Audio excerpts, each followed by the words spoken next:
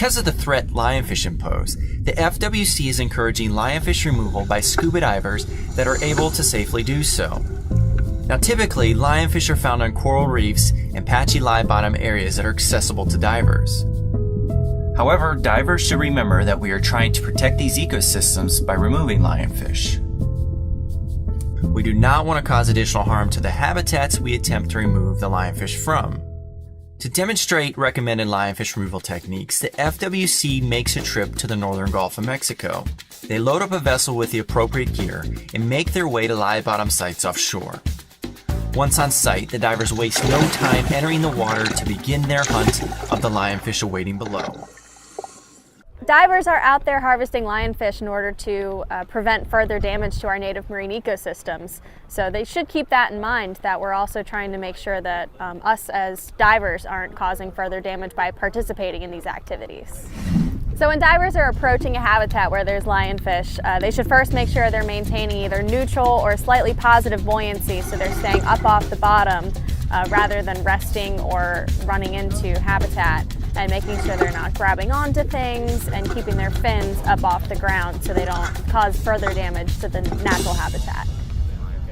So tools that are typically helpful when harvesting lionfish include pole spears and containment units. And putting lionfish into containment units while underwater prevents diver injury, so that the diver can collect more lionfish without ever having to handle or touch the fish underwater. Pole spears are a pretty popular tool for lionfish harvest. They have a shorter range, they're easier to control. You can also choose a multiple prong tip for your pole spear. Most divers use either a 3-prong and anywhere up to a 6-prong tip. And this prevents the lionfish from sliding up the shaft and injuring the diver. So lionfish can often be found hiding up underneath ledges and crevices and cracks, and sometimes up against objects like sponges, where if you take a shot, you might accidentally hit the structure. Sometimes it's good for divers to either herd or move the lionfish away from that position so that they can get a clear shot without causing any damage.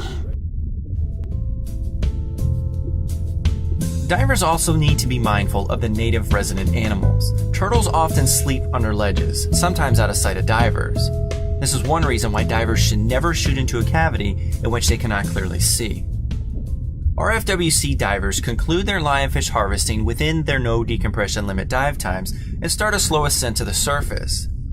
They perform a safety stop at 15 feet for several minutes.